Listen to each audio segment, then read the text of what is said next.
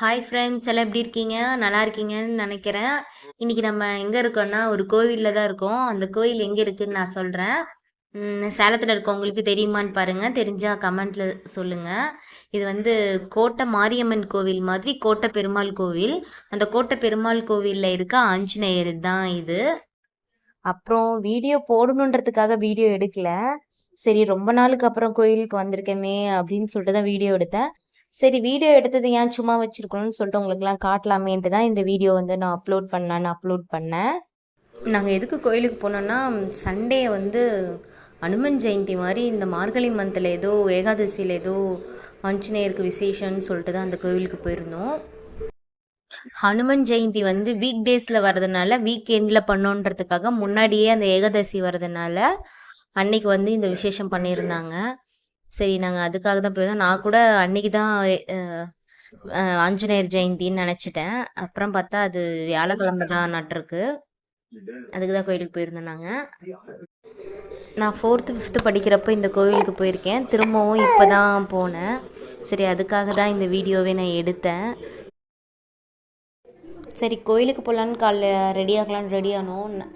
Time வீட்டிலே 11:30க்கு மேலே ஆகிடுச்சு வீட்டிலேருந்து கிளம்புறதுக்கு. அப்புறம் ஒரு வழியாக கிளம்பி கோயில்கிட்ட போயிட்டோம். நாங்கள் கோயில்கிட்ட போகும்போது இந்த மாதிரி தான் சாமி இருந்தது. சாமி வந்து அந்த தீர்த்தத்தில் வந்து இது பண்ணிகிட்டு இருந்தாங்க, அபிஷேகம் பண்ணிகிட்டு இருந்தாங்க. எங்களுக்கு முன்னாடி எங்கள் சித்திங்க வந்து வெயிட் பண்ணிகிட்டு இருந்தாங்க. எங்கள் சித்தியும் சித்தி பொண்ணு எல்லாம் வெயிட் பண்ணிகிட்டு இருந்தாங்க. அவங்க சாமிக்கு கொஞ்சம் பக்கத்துலேயே நின்றுட்டு இருந்தாங்க. நாங்கள் போய் அவங்கக்கிட்ட ஜாயின் பண்ணிக்கிட்டோம். நாங்கள் போனதுக்கப்புறம் தான் அந்த ஃபைனல் அந்த தீர்த்தம் அந்த பெரிய கலசத்தை கொண்டு வந்தாங்க. நாங்கள் கரெக்டாக போகிறப்போ அந்த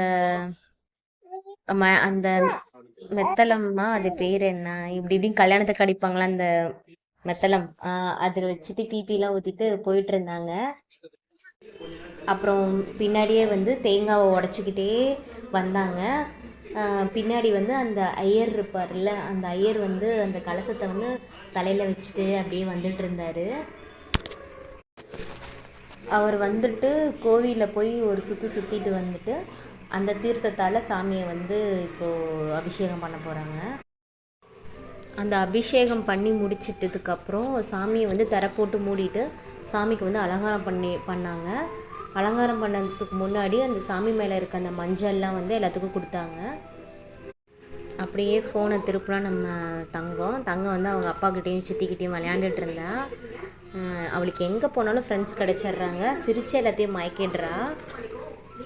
அப்புறம் பின்னாடி பாருங்கள், அந்த சாமியை வந்து அந்த கலசத்தை கொண்டு வந்தாங்க.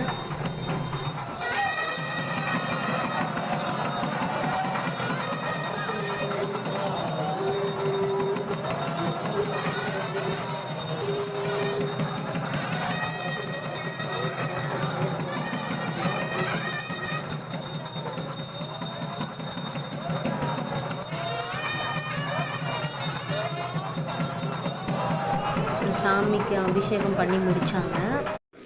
அப்புறம் அன்னதானம் போடுறதுக்காக எல்லோரும் க்யூவில் போய் நின்றாங்க. நாங்களும் போய் நின்றோம். நாங்கள் ரொம்ப பக்கத்துலேயே நின்றோம். அன்னதானம் போடுற இடத்துக்கு பக்கத்துலேயே நின்றுட்டு இருந்தோம். எங்களுக்கு முன்னாடி ஒரு 20 பேர் இருந்திருப்பாங்க, அவ்வளோதான். அப்புறம் நாங்கள் சீக்கிரமாகவே அன்னதானம் வாங்கிட்டோம். அதுக்காக சாமி அலங்காரம் பண்ணுற வரைக்கும் நாங்கள் வெயிட் பண்ணணும். ஒரு க்யூவில் வந்து ஒரு 1/2 அன் ஹவர் கிட்டே வெயிட் பண்ணியிருந்திருப்போம். வெயிட் பண்ணதுக்கப்புறம் சாமி அலங்காரம் முடிஞ்சு பூஜை போட்டதுக்கப்புறம் அன்னதானம் ஸ்டார்ட் பண்ணிட்டாங்க. அன்னதானம் ஸ்டார்ட் பண்ணதுக்கப்புறம் எல்லோரும் ஒவ்வொருத்தராக வாங்கிட்டு இருந்தாங்க. அதுக்குள்ளே பாப்பாவுக்கு வந்து ஒரு தம்பி ஃப்ரெண்ட் ஆகிட்டாங்க. மேடம் எங்கே போனாலும் ஒரு ஃப்ரெண்டை பிடிச்சிடுறாங்க. அந்த தம்பி போகிறப்ப போயிட்டு வரேன் அப்படின்னு சொல்லிட்டு போனாங்க. அந்தளவுக்கு ஃப்ரெண்ட் ஆகிட்டா. அப்புறம் க்யூவில் நின்றுட்டு இருக்கும்போது முன்னாடி ஒருத்தர் இருந்தார். அவரோட பென்னு வேணும்னு சொல்லிட்டு ஒரே அடம் பண்ண, பெண்ணும் அவரோட கண்ணாடியும் வேணும்ன்ட்டு. அப்புறம் அவர் பென்னு கொடுத்துட்டு போயிட்டார். இந்தா நீயே வச்சுக்கோ பென்னு அப்படின்னு சொல்லிட்டு. அப்புறம் அன்னதானத்தில் வந்து புளி சாதமும் தயிர் சாதமும் போட்டாங்க. அப்புறம் சாமிக்கு படைச்ச அபிஷேகம் போட்டாங்க. அப்புறம் வடை போட்டிருந்தாங்க. அப்புறம் பொங்கல், சக்கரை பொங்கல்லாம் அவ்வளோ டேஸ்ட்டாக பண்ணியிருந்தாங்க. நிறையா நெய் போட்டு நிறைய வெல்லம் போட்டு சூப்பராக பண்ணியிருந்தாங்க. கோவிலில் சாமி அலங்காரம் பண்ணதுக்கப்புறம் சாமி இப்படி தான் இருந்தாங்க. நாங்களாம் வெளியில இருந்து பார்த்தோம். ஐயர் எதுக்காக ஓப்பன் பண்ணியிருந்தாங்க, அப்போ எடுத்த இந்த வீடியோ. நாங்கள் ஒரு 1/2 அன் ஹவர் வெயிட் பண்ணேன்னு சொன்னேன் இல்லையா, அப்போ எடுத்த வீடியோ இது. நாங்கள் பாருங்க டிங்கு எப்படி விளையாண்டுட்டு இருக்கான்னு சொல்லிட்டு. அந்த கோவில் தூணு, அந்த கோவிலும் சூப்பரா இருந்தது. பழைய கோவில் ரொம்ப அழகா இருந்தது. அந்த தூணு அதெல்லாம் அங்க இருக்க அந்த குட்டி குட்டி பொம்மையெல்லாம் தொட்டு தொட்டு அவ விளையாண்டுட்டு இருந்தா. சரி நானும் அப்படியே விட்டுட்டேன் விளையாடட்டும் அப்படின்னு சொல்லிட்டு. அங்க பாருங்க இவ்வளவு ஜாலியா இருக்கான்னு சொல்லிட்டு காமெடியா இருந்தது அவ விளையாண்டுட்டு இருக்கும்போது. அப்புறம் திரும்பி பின்னாடி அந்த பெரிய பெரிய பொம்மையெல்லாம் வச்சிருப்பாங்களா அதெல்லாம் பிடிக்கிறதுக்கு போயிட்டா. அவளுக்கு குதிரைனா ரொம்ப பிடிச்சிருக்கு. அப்புறம் அங்க ஒரு குதிரை பெரிய குதிரை நிறுத்தி வச்சிருந்தாங்க. அந்த பெரிய குதிரை கிட்ட போயிட்டு போனா அதுக்கப்புறம் நாங்க தூக்கிட்டோம். மேலே இது விழுந்துருமோ அப்படின்னு சொல்லிட்டு. அன்னதானம்லாம் முடிச்சுட்டு கிளம்புறப்போ எங்ககிட்ட டோக்கன் இருந்துச்சு. அந்த டோக்கனை வச்சு கேலண்டர், சாமியோட பிரசாதம்லாம் ஒரு மஞ்சள் பையில போட்டு கொடுத்தாங்க. அதை வாங்கறதுக்காக கோயிலுக்கு அப்படியே கொஞ்சம் பின்னாடி போகணும். போயிட்டு அதெல்லாம் வாங்கிட்டு அப்புறம் நாங்கள் கிளம்பிட்டோம். இதுதான் அன்னைக்கு நடந்தது. இந்த இடத்துல தான் அந்த மஞ்சள் பை கொடுத்துட்டு இருந்தாங்க. அது சாமி பிரசாதம் அதில் தான் இருந்தது. ஓகே ஃப்ரெண்ட்ஸ், அவ்வளோதான். நம்ம இன்னொரு வீடியோவில் மீட் பண்ணலாம்.